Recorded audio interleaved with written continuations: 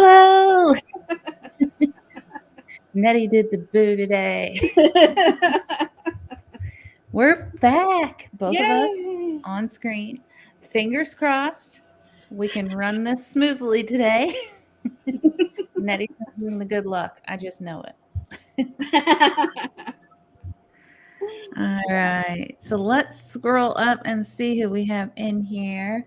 RV Underway, thank you for the raid. I appreciate it. I decided to go a little bit early. That way you guys could come straight over here and not have to wait an hour. So anyway, I hope that works for everybody. Yeah. But we had Nettie in here first. Then we have Thrifty Angela. And we have Day's Great Adventure. Hello, hello. Ford Man, aka Kenneth Oakes. You just had a birthday. Happy birthday, Ford Man. Yep.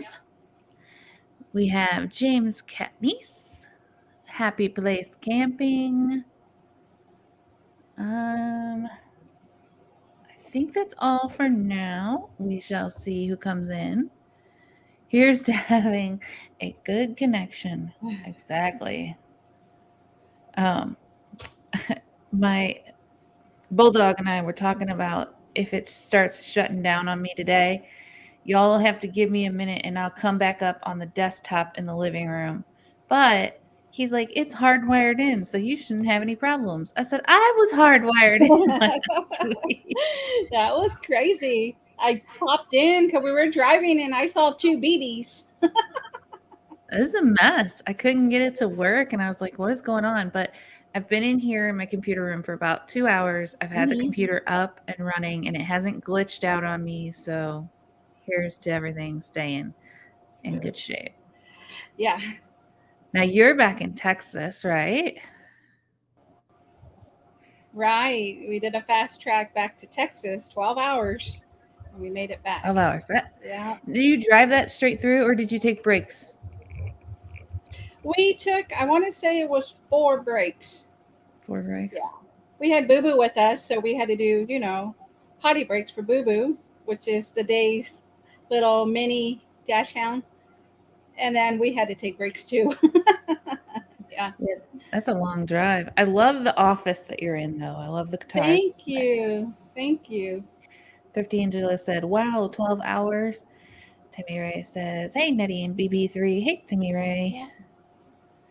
All right, so here's where we messed up last time. Here's where the computer went wonkers, but we're going to try to get through this story. And then if we get through this story, we're going to touch on the timeline of the Gabby Petito. Yeah. I think I'm pronouncing that. I don't know. Yeah. We're going to touch on the timeline of her. So let's see if we can do this story today. All right. I'll let you take the first page. Okay, are we starting from the beginning or right where it's at? Yeah, let's start from the beginning. Is this the beginning? No, it looks like it's... Hang on. Oh, wait. Yeah, that's the beginning. Oh, is it? Okay. Okay, I was Confucius. Okay.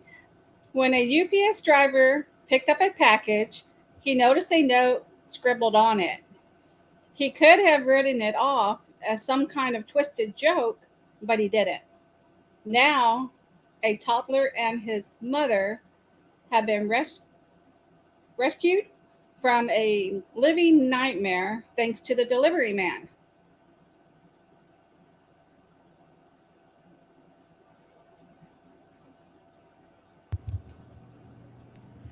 I guess this is the bad guy, the police, the house. And the house. Yep.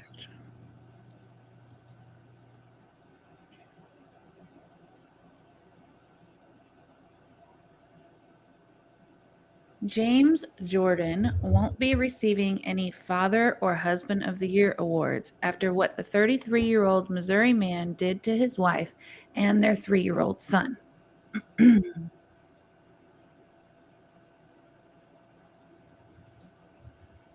What the two were forced to endure was nothing short of a nightmare.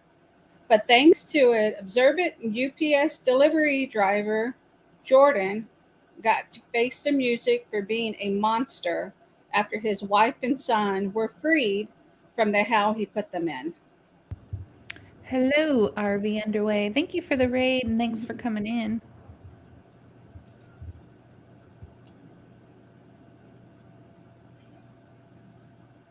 The horrific ordeal began when Jordan locked his 3-year-old son in a room without food or water, where the child was forced to remain for 15 long hours, according to CBS. Isn't that 15 crazy? hours. I Man, know. how terrified you'd be. That would be to be that little and be locked in. Because they say like a timeout is supposed to be the number of minutes per their age. So if they're 5, they get a 5-minute timeout. Yeah. 5 minutes compared to 5 hours. That's or 15 hours. You know what I mean? That's just And there probably wasn't a light turned on. I'm assuming it was a dark place, I would assume so you know. also. Mm. His father then turned his attention to the boy's mother. One can only imagine what the child heard as Jordan viciously abused the woman, holding her captive in their own home near Robertsville. Hello, our epic RB adventure. Wait, pause. Hold on. I gotta switch screens here. Thrifty Angela says, I will never understand how a parent does this kind of thing to their own child. Exactly. I don't understand either. This is something as much true crime as I can do and all that stuff, I never understand when it comes to the children. I, your own blood. You Hmm. made that child. How are you going to hurt that child? I don't understand. Johnny's Journey says, so I'm late, was filling the water tanks. That's okay. Thank you for coming in. Hmm. All right, let me go back over here.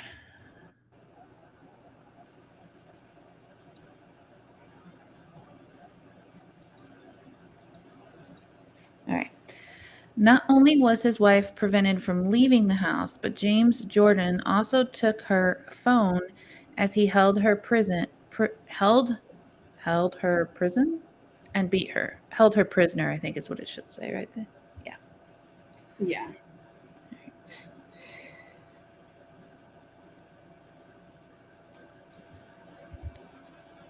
She was punched, slapped, and even forced to strip naked before being essay, all while her toddler son remained locked in a room, likely terrified to hear the abuse occurring on the other side of the door. I wonder, I doubt that this was like, sorry, I'm going to switch screens again. I doubt that this was like a one-time occurrence. You know what I mean? I don't know. Abuse can happen anyway. I'm not saying that it can't. But Right. typically, it doesn't go from 0 to 100 like this. There's usually the things in between, Where it like leads up to it. which breaks your heart even more when you think about that child, because this is the Yeah. one reported case they're talking about, but I can't imagine what else this child saw.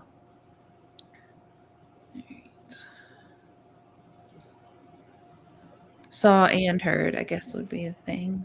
Yeah. The woman knew she had to escape her husband's clutches, but she didn't have many options. She tried to flee, but Jordan caught her, dragging her back into the house by her hair. Armed with a pistol, Jordan pointed it at his wife's head several times, threatening to kill her and then himself. Mm. As her desperation to get away grew, she finally came up with a plan. For it to work, she needed one person to be observant while on the job. Luckily for her, the right UPS man was sent to her home. Thank goodness. Mm-hmm. I know I've had some terrible delivery guys. I'm glad there's some good ones out there. Yeah.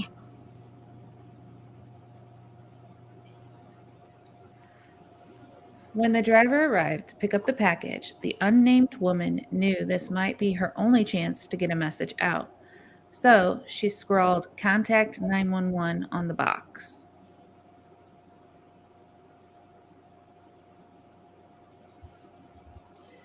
She casually answered the door, not wanting to let on that she was up to something, and handed the UPS man the box, pretending everything was fine.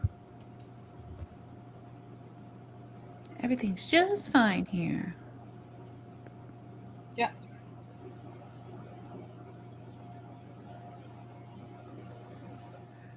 Allegedly, Jordan was standing behind her with a gun, so she couldn't say a word. All she could do was wait, hoping the man would take the time to look at the package closely and follow her instructions. Can you imagine a lot of, when you pick up packages that I've seen, a lot of times they just get them and put them on the shelves or whatever. Mm-hmm. Just the anticipation of not knowing if you actually look at the box, and with her Yeah, husband behind her, fearing that maybe he saw what she did. yeah, that would be terrifying. Mm-hmm. Happy Place said, surprised the husband allowed her to answer the door at all. Very true. Yeah. This one's yours to read there. And he did. He saw her plea, and he did just as it said, contacting the police.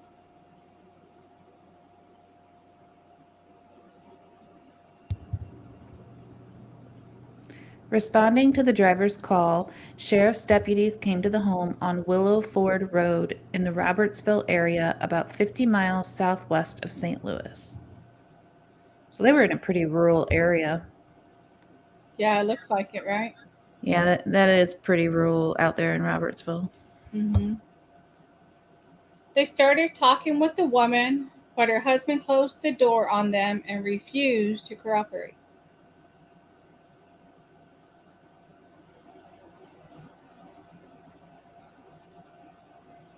Oh, I was muted. I said the husband closed the door on them. That's not going to help him, sir.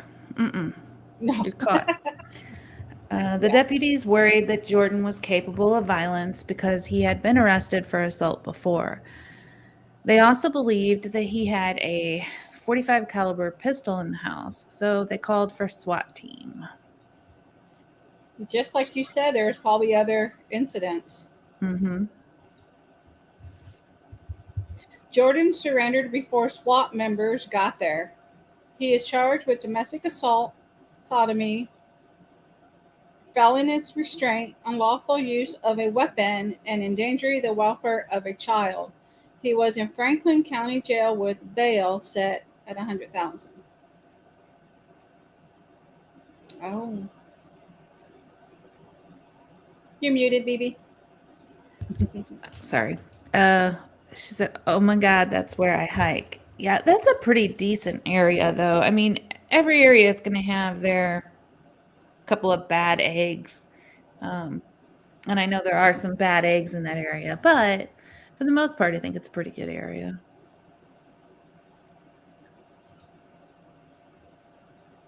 Let's see. $100,000 doesn't seem like much if this isn't his first time, though. Right. The unnamed UPS driver was rightfully credited with helping to save the lives of Jordan's victims after his call led to their rescue. He made a huge difference, Franklin County Sheriff's Department Sergeant T.J. Wild said. Happy Place said, creeps are everywhere. Mm-hmm.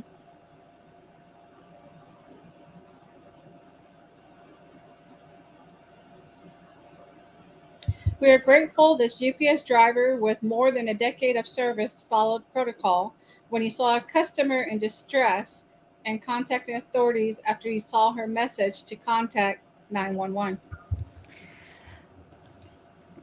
Yeah, can you imagine if he had just thrown that up and just never paid attention to it again? Oh, man. Oh, yeah. 'Cause I'm assuming that she probably didn't write it very big so her husband would see it. Yeah. But he could have just put it on the shelf in the truck. Yeah. Is this the one you read or no? This is the No. next one, right? Okay. UPS said in a statement, as they also praised their driver, and that praise is warranted because this was about more than just making a call. It was about being aware of what's happening around you. Yeah.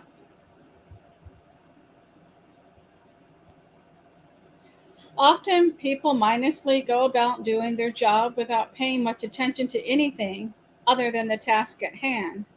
It's not unusual to see a driver handle a package without taking a closer look. Yeah, that's what we were just talking about. What you brought up before too. I don't know how many times I've seen them just throw it in the truck or throw it on the Yeah, porch. just right. I ordered this is like sauce that goes on your food, and it came and both of the containers are just broken apart and all the liquids in the package. Like it just came Oh. yesterday like that. I mean, it is what it is. That's what they do, you know. They're Yeah. busy. They gotta work fast. Mm. But this man was observant, and 2 people are alive because of it. As many of us spend our days caught up in our own lives, we might be missing a desperate message from someone in need. Yep. I do believe that. I believe we're on our phones way too much when we're out and about. And we need to be off our phones for our own safety and Hmm. so that we can help pay attention to those around us too. Yeah. Slow down and look around, especially if you work in the service industry. Stories like this one are not at all uncommon. Women trapped in domestic abuse situations are often forced to seek help in unusual places, slipping a note to anyone they can. You know, this month is Domestic DV Awareness Month. Wow. So, good timing for the story. Yes, it is.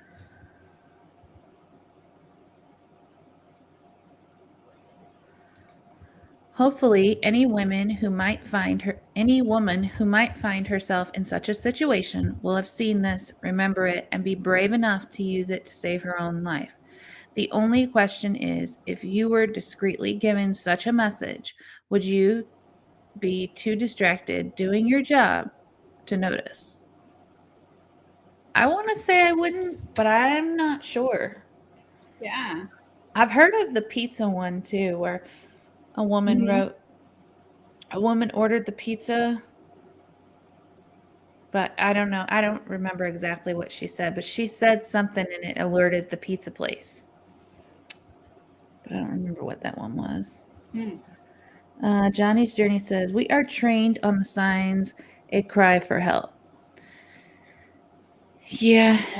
Unfortunately, I'm going to click over for a minute. Unfortunately, women that have been in abusive situations are so brainwashed that they like know how to hide it. They know what they can say, they know what they can't say, they know how to not, so until they're absolutely like life is in danger, I don't think many of them speak out for fear of what's going to come if you do. Right. So, Hmm. all right.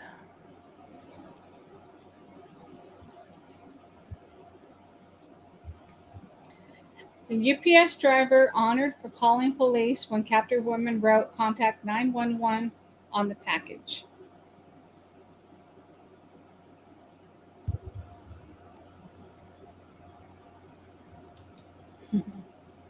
So is this him and that's his mom and dad or something?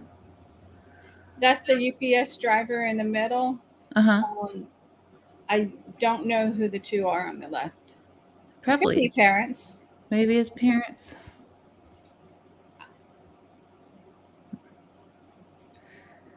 Sheriff Steve Pelton credits a deliver driver with UPS with saving the life of a DV victim and a child who police say were being held there against their will. Pelton presented a Hometown Hero Award.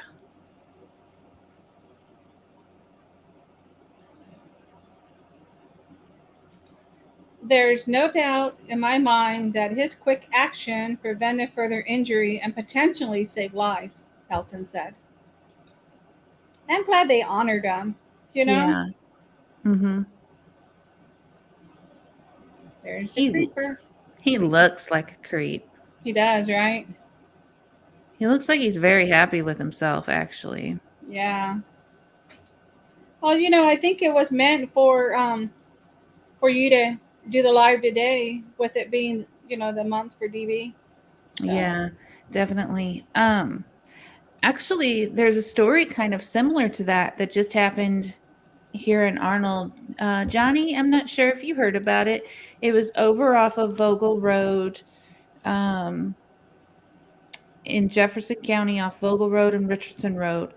And there was a lady held hostage, is all they said at first. And then as the story developed, it had been going on since 3 a.m. There was the husband had left. He no longer lived in the house. The wife lived in the house. They didn't know the husband came, broke in. He didn't know she had company. A female companion friend was staying over. And so the female friend went and hid. Instead of running out of the house, instead of leaving her on her own, she went and hid somewhere in the house. She called 911 from in the house, and she was on the phone with dispatch at like 3 a.m. So from 3 a.m. until noon, SWAT was outside of this house trying to get the lady out. She had been shot in the stomach.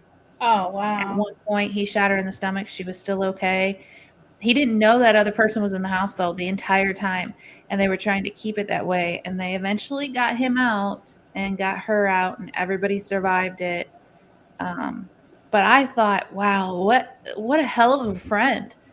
I mean, that's a really dangerous situation, and she didn't leave. She stayed. Oh, Um, my. so that was pretty cool. Scary, but cool to see the friendship, the bond there. Yeah. Um, Now, what do we talk? Oh, let's talk about Gabby. You want to talk about Gabby? What do you think about that? We haven't had you on here since that story broke. Hi, Linda Barker. Mhm. Um, It's a so it's a crazy story. I'm hoping they find him first off. And with Dog the Bounty Hunter, like we were talking about. well, last time we talked on here, we talked about how Dog the Bounty Hunter was saying Brian Dirty Laundry isn't over there in the swamp. He's not. Yeah. He said he's over in the Appalachian Mountains or Appalachian Trail. Sorry, I always get that wrong. And turns out, like, not only that, Dog the Bounty Hunter found another campsite. So when Brian and his parents went on this like camping trip that the neighbors seen them leave to go on, Dog the Bounty Hunter found a surveillance video that shows them going into this campground, all three of them, and then the two parents leaving. Brian never left with them. And there's all kinds of like islands around there, and I think it also leads to the Appalachian Trail. So that's how he ended up getting on the trail. The latest and greatest news is that someone last night or the night before was driving near the Appalachian Trails in Tennessee. They were driving at night. And now remember, Dog the Bounty Hunter said that Brian was going to be moving at night, not during the day. Yeah. And so this guy was driving down the road at night, and there was a guy walking, and he pulled over thinking, he'd offer the guy some help. And he says he swears without a doubt that it was Brian Dirty Laundry that he saw on the road that last night or the night before. So I think they're closing in on him. And I think Dog's going to get him before the FBI does, which I still think is ridiculous. If Dog the Bounty Hunter can catch this guy before the FBI, that does not make sense to me. I know. It's just such a sad story. Well, they're also saying that the sister is lying or has been caught lying now, because Brian's sister was interviewed when all this first happened, and she said she wasn't even being allowed to talk to her brother, so she had no idea what was going on. Yeah, it turns out none of that was true. And they've been able to find out she did have a talk with him. She knows just as much as the parents do. Like, I she's don't gonna understand the cover up. You know what I mean? Why would they want to cover it up for him? I could understand if they thought that he was innocent. Yeah. If they thought that he didn't have any wrongdoing in it, I can understand. But at this point, there is no way that you can look at this situation and think that he didn't have any wrongdoing in it. He had some wrongdoing. That's why he's running so hard. Yeah. So I don't get why anyone could cover up for him.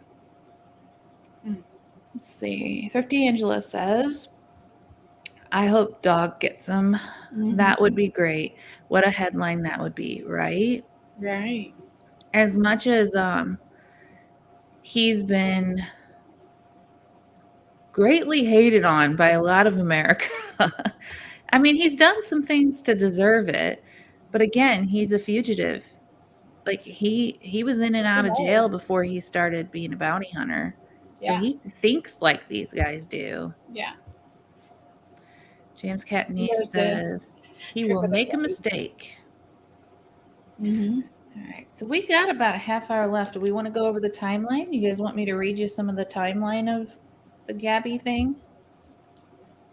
I think that would be great. All right. So the article I'm reading from is a CNN article, and it is a timeline of the 22-year-old Gabby Petito's case. The FBI confirmed Tuesday that the remains found Sunday in an area of Wyoming Bridger-Teton National Forest were those of 22-year-old Gabby Petito, whose parents reported her missing more than a week earlier. That was the other thing. They were able to find out pretty quickly that it was her, like the kind of confirm it without dental records and all that, because her stepfather was out there searching for her. Her stepfather was there when on site when they found her. That breaks my heart, having to be a parent that raised a child, whether biological or not, and you see, I just can't imagine that. That's so sad. Hey, Oracles and Beyond, welcome to the chat. Happy Place said, there's a good chance he told his parents it was an accident or some other crap story.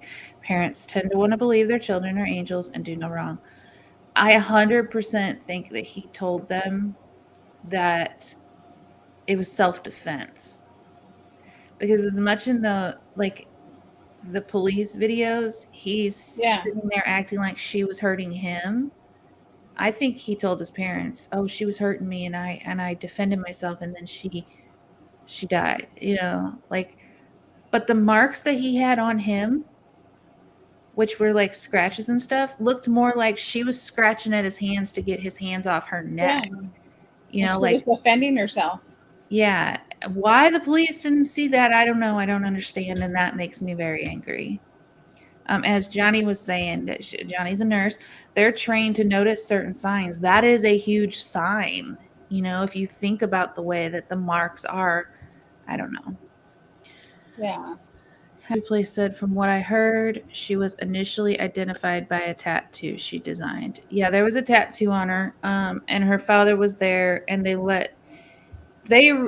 knew, pretty much knew it was her, and then they let the father come on over and finish the identification so that they knew that quickly. The coroner's initial determination for Petito's manner of death is homicide, the FBI said in a tweet. Petito had been traveling with her boyfriend, Brian, dirty laundry, calling him that, I don't care, prior to her disappearance. Yeah. Picture of this. Half my words are not showing up. Earlier this month, without Petito and Brian returned to Florida home earlier this month without Petito and refused to talk to authorities, police said. His parents later told police he left the home with a backpack on September 14th.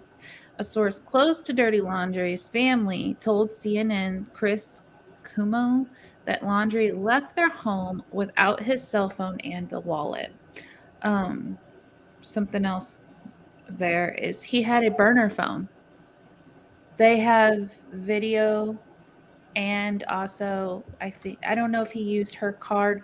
Somehow they tracked it, and he bought a second phone, a burner phone. The police have both phones, but they're thinking there's more than one burner phone, that he has another phone out there with him that which makes sense. Mm. All right. Local and federal authorities have been searching for dirty laundry on a 25,000-acre Florida natural reserve. On Thursday, the FBI announced a federal arrest warrant was issued for dirty laundry for his activities after Petito's death. Here's what we know about the timeline in the Petito case. June 2021, Petito and Laundry embark on a cross-country trip, according to Northport Police Chief Todd Garrison, who refers to Laundry as Petito's fiance. They plan to travel in Petito's white Ford van to the West Coast and visit state and national parks across the western United States, Garrison says at a news briefing. So, like, they're one of you guys. Gabby was one of you guys. Yeah, You know, exactly. she was young and living her best life. Mm-hmm. Oh, that's heartbreaking. She had been excited to share her journey with her family and others on social media, he says. She maintained regular contact with her family members during her travels. However, that communication abruptly stopped around the end of August. So they didn't find her until the end of September, almost a month of her missing. August 12th, 2021, Moab, Utah. Police have an encounter with the couple on August 12th, where officers describe them as having engaged in some sort of altercation.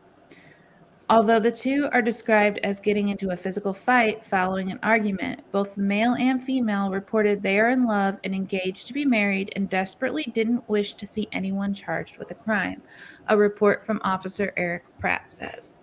So I have a question about this.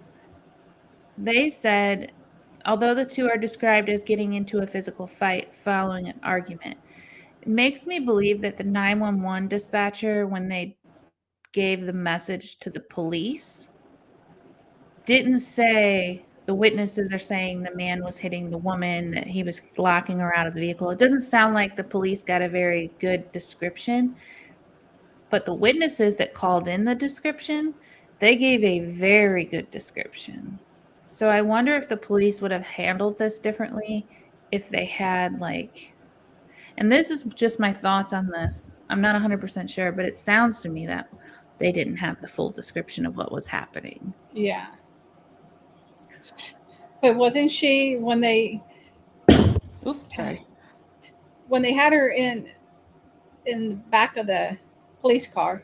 Mm-hmm. Didn't they notice then, that she was, while they were checking her, that she was pretty bruised up and Well, and she could barely catch her breath. She was having a panic attack. yeah. But then he's the one that had marks on him, and she was saying that she hit him, which is typical of a woman who's been trained to do so, to take the blame.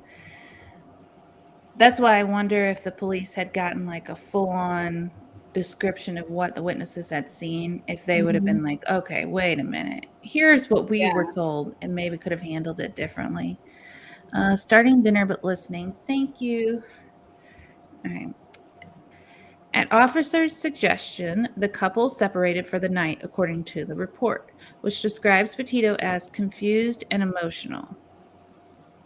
That makes me angry. I'm sorry, but that makes me angry. Yes, she's emotional. She was being beat up. Mm-hmm.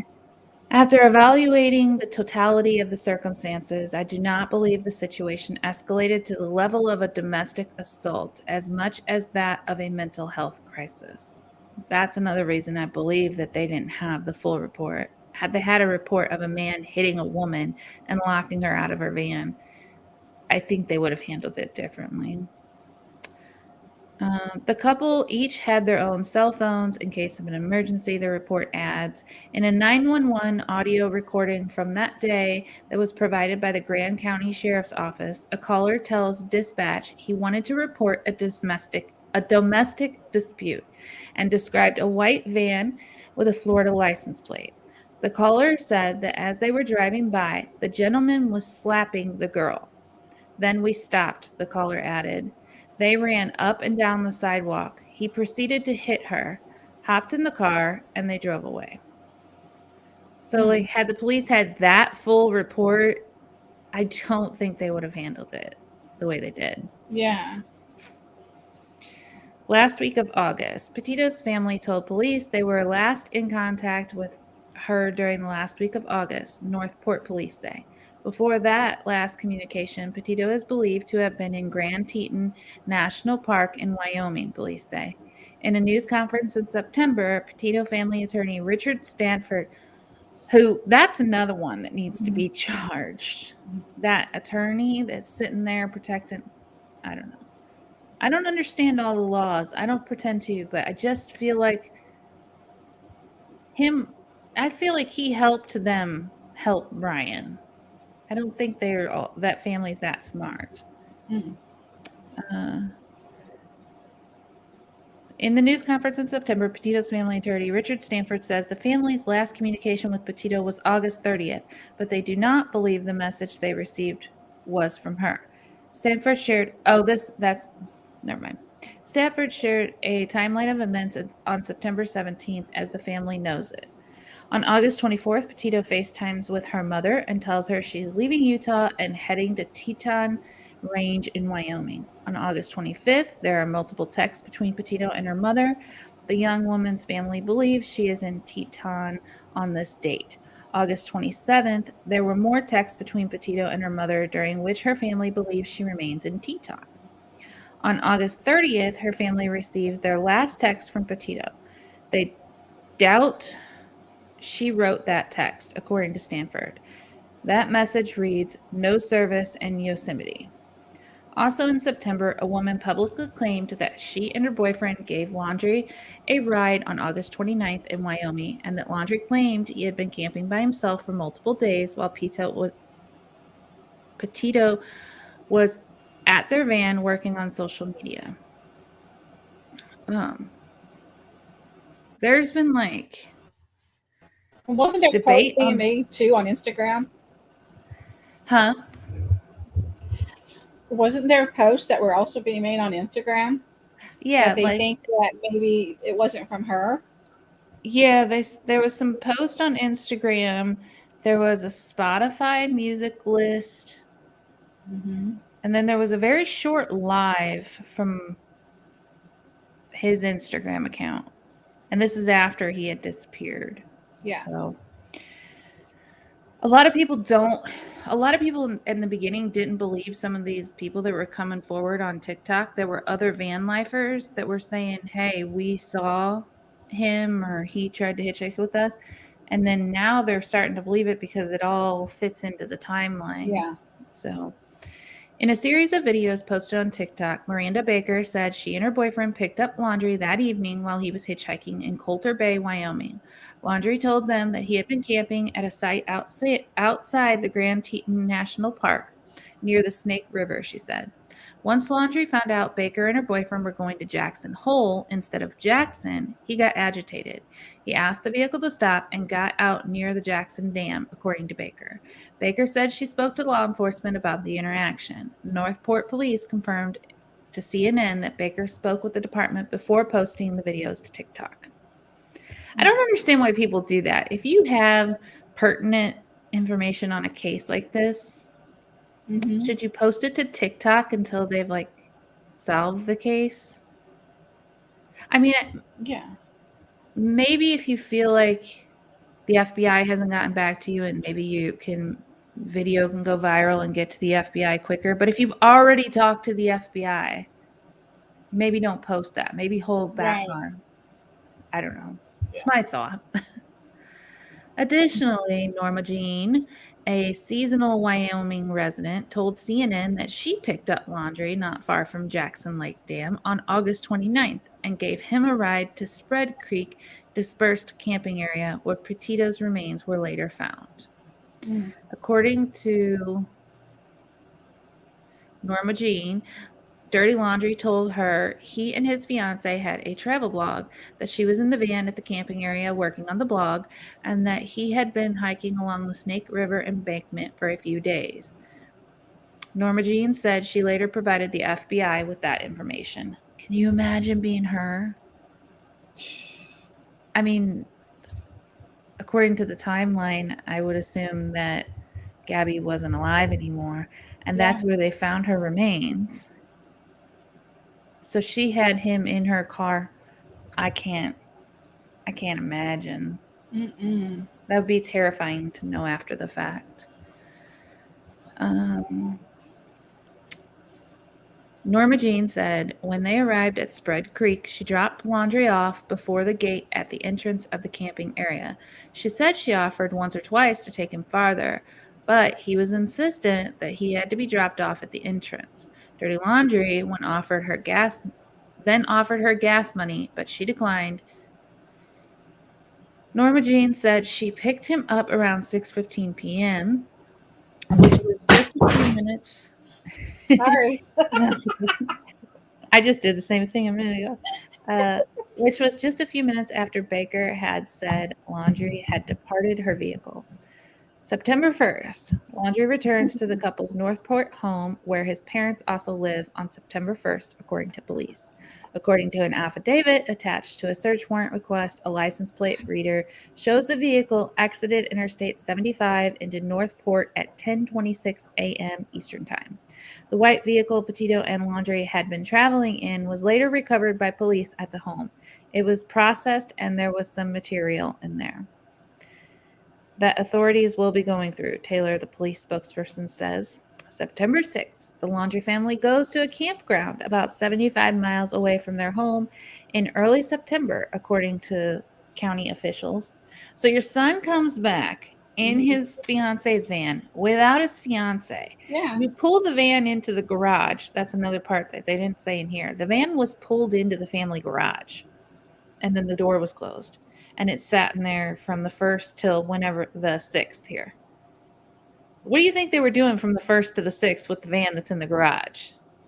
Yeah. Cleaning the crap out of it, like bleaching it down.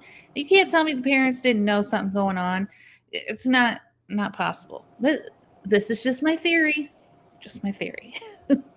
But yeah, so to reward him for coming home without his fiance, let's go on a camping trip.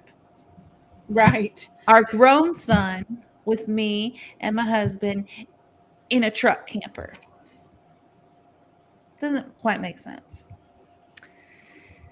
So Roberta Laundry and Brian Laundry's mother was checked in at a waterfront site at the Fort DeSoto campground from September 6th through September 8th, according to the Pinellas County Parks Campground check-in and report provided to CNN.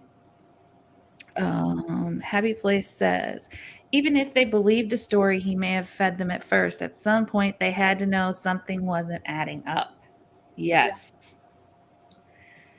The Laundries were at the campground from September 6th to September 7th and left altogether. Laundry family attorney Stephen Bertinello later told CNN. That's questionable as to whether they left together. I'll just say that. September 11th, after not being able to get in touch with her, Petito's family, who lives in New York, reports her missing to the police at Suffolk County, New York. Northport authorities go to Laundry's home that night and ask to speak to him and his family, but we were essentially handed the information for their attorney. Taylor, the police spokesperson, says, that is the extent of our conversation with them. And at that point, like, from the point of the first police phone call where they were saying our daughter's missing and the van's back at his house, they didn't have to arrest him, but they should have had somebody watching him. Yeah. Exactly. That part I do not understand. I personally think they knew the truth from the beginning and have been helping him. If that was my kid, I would cart his butt straight to the police station and say, you're on your own. I think I would, shit happens. And I'm not saying that murder is just shit. It's not. But I've always taught my kids, no matter how bad you mess up, if you own your mess up. Yeah. And if my kid was taking responsibility and going and saying, hey, I murdered somebody, I would still be their mom. I would still, I would say I'm not happy you did this, but I would still be their mom. You know what I mean? There's no way, though, that I would ever cover up for my child doing this stuff. Never.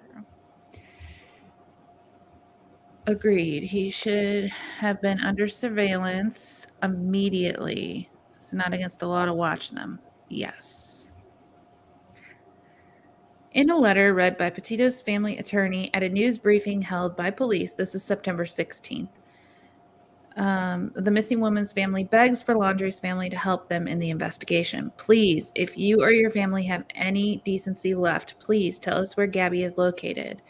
Tell us if we are even looking in the right place. All we want is for Gabby to come home. Please help us make that happen. He says Petito's family reached out to the Laundrie family earlier in the month for information on Petito's whereabouts, but his family refused to answer. We haven't been able to sleep or eat. Our lives are falling apart, the Petito family letter adds.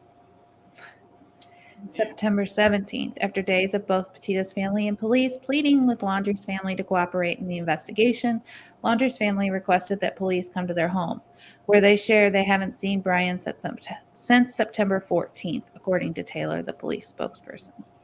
We've been trying all week to talk to his family, to talk to Brian, and now they called us here on Friday. We've gone to the home, and they're saying now they have not seen their son. Taylor tells CNN Chris Cosmo, it's another twist in their story. Bertonello, the Laundrie family attorney, tells CNN the whereabouts of Brian Laundrie are currently unknown. The FBI is currently at the Laundrie's residence, removing property to assist in locating Brian. As of now, the FBI is now looking for both Gabby and Brian. Local and federal authorities kick off a search for the 23-year-old man. September 18th. Northport police say authorities are conducting a search at the Carlton Reserve, a nature area with more than 80 miles of hiking trails in Venice, Florida. Roughly 50 law enforcement officers from 5 local agencies and the FBI are searching for Laundrie. I'm going to try to skip some of this. Basically, it just says that his car was there, or his parents said he went there. His car was there. His parents removed his car, then called the police, and then said he was missing, and that's where he last was. Would you remove the car? If you're calling your son in missing, would you remove his car from where he was missing from? In the meantime, where's the van? Is it still in their garage, or do they? I think it was still in the garage until the police took it. Yeah. I think. On September 19th is when the human remains were discovered in Teton. There, I got it. And they are consistent with the description of Petito.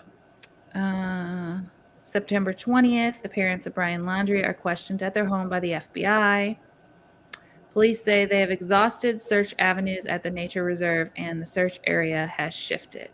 So they stopped searching on September 20th, the swamp area.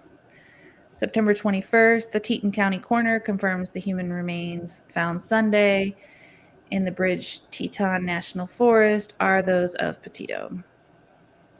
September 23rd, while authorities continue their search for Laundrie at the Carlton Reserve, the FBI announces the U.S. District Court of Wyoming issued a federal arrest warrant for Brian. And that's it so far. That's all like the legal stuff. Oh, hang on. While this warrant allows law enforcement to arrest Laundrie, the FBI and our partners across the county continue to investigate the facts and circumstances in Miss Petito's homicide. Special Agent in charge Michael Schneider says in a statement, "We urge individuals with knowledge of Mr. Laundrie's role in this matter or his current whereabouts to contact the FBI. Laundrie is suspected of using a debit card and PIN for accounts that don't belong to him for charges of more than $1,000 sometime between August 30th and September 1st. So not only did he do that to her, allegedly, so far, he also stole her credit card. Yeah. I mean, they don't say it's her credit card, but he knew the PIN to the credit card. He's seen using a credit. I'm assuming it's hers. Hey, Hitch Up and Toe. All right, let's see. Timmy says, yes, it is, because I tell you why. If you got a power of attorney over the person, yes, it is you over him or her. They spent too much time at that reserve. He was never there. Parents told cops that on purpose. 100% believe that, and I hope these parents serve jail time for that kind of stuff. Yeah.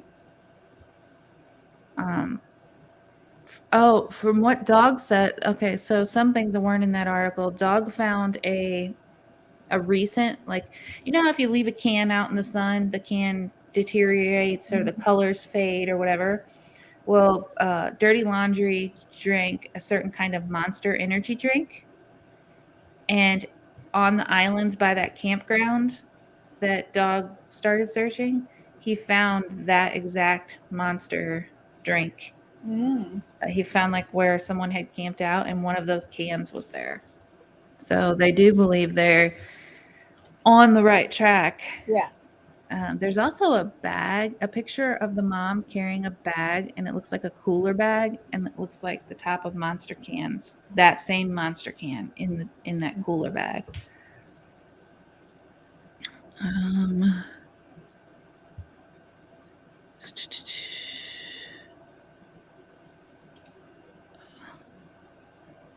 Oh, we aren't talking about power of attorneys.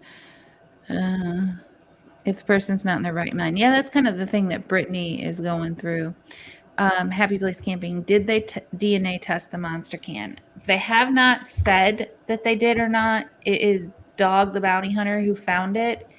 And I think like pictures got leaked of what he found. I say leaked. I think a lot of what Dog does is on purpose. And then his daughter, Lisa, is doing a lot of the interviewing and talking about what she's found and so on. So, well, hello, Charles, not Timmy's dad. Hello, Charles. I mean, Charles, Timmy's dad, not Timmy. Hello. All right. So, everyone type in the chat what you have coming up. And each Sunday, we'll try to keep up with this story. Don't you think we should kind of update? Yeah, I think we should. Yeah. Yeah, purposely leaked. Definitely think it was purposely leaked. All right, so what do you have coming up? Anything you can talk about? Any surprises? Any little? Well, anything? we just released an early video yesterday. Okay. About our fast track to Missouri, BB State, where we purchased property with Days Great Adventure. So that was pretty cool. It's on both of our channels, talking about what we did and so forth. And then we put out a video every Wednesday. So I'll have one dropping on Wednesday, 10 a.m. And are you caught up on your videos now, or are you still posting the older ones? Yeah, I'm not caught up yet. Yeah. And then Happy Place, you've been all over the place lately, or you've just got backed up videos. So what's your next one coming out? What do you got coming out next? And anybody else that's in here and able to type Hitch Up and Tow, what you got coming up? I am hoping next weekend, I think, to try to go to St. Charles, Missouri. It's like an old town, still got the brick roads. They got a lot of shops. So I'm hoping to get out there and maybe make a video instead of just a live. Yeah. But this weekend we had a pretty busy weekend. I have all three of the teens and they're working. And last night I happened to have two of them home at one time and my son's friends. So we took them all and went to dinner. So we were only missing one of the kids. But we tried out a new food place. My son ordered a pork steak, and it was a 3-pound pork steak. Oh my! It's like seriously, kid. But it was really, really good food. Yeah. Happy Place says dropped a short today. Released a movie set video Friday, and we'll have another leg of our summer trip released on Tuesday. Awesome. Yeah. Some videos are from June. Kept having other videos interrupting my schedule. Gotcha. Well, that's like basically where I'm at. I'm in July, I want to say, with me dropping them weekly. So I'm slowly catching up. But it's going to be quite some time, I want to say. Well, I think I'm just getting started on them. It's always good to have content. So I have a lot of content that I'll be putting out. So that's always great, especially when we have to like pick up and travel real quick. At least I have something that I can still post. I will have a little something special happening this weekend. Yeah. We'll have a little something special. Something, something. A little something, something. Everybody will have to tune in next week to Yeah. see what that little something, something is. I mean, I just might be having a visitor stay here with us. So, maybe, just maybe. Right. All right. I don't know. Happy Place, you know the schedule really well. I don't think anyone's coming up after me. Usually there isn't. It's the every other week, Nettie, that we have somebody that does their premiere, right? Or does that not happen anymore either? Yeah, that's not because of Saturday, posted on Saturday. There was not one for today, so probably next Sunday. Gotcha. Yeah. All right. Well, I don't see Box Mandy. Let me look and see if she even has anything coming up. Thank you, Ford Man. Thank you, Kenneth. And I have been visiting videos and watching playlists. I have a hard time commenting though because I'm telling you, I've been on the go more during the day than I have in years. So by the time I sit down to watch videos at night, a lot of the time I just fall asleep. Yeah. And I wake up and I'm like 3-4 videos into the playlist. But I am watching everybody's videos. I promise. I am trying to get better at commenting, but I don't think Box Sandy's on tonight either. So I don't know. Everybody check in and see what's going on. Check your subscription area. Hopefully you can catch up with somebody. And me and Nettie will be back next week. So thank you all for coming. Wishing you all much kindness and much love. And we're sending love your way. Bye, everyone. Bye.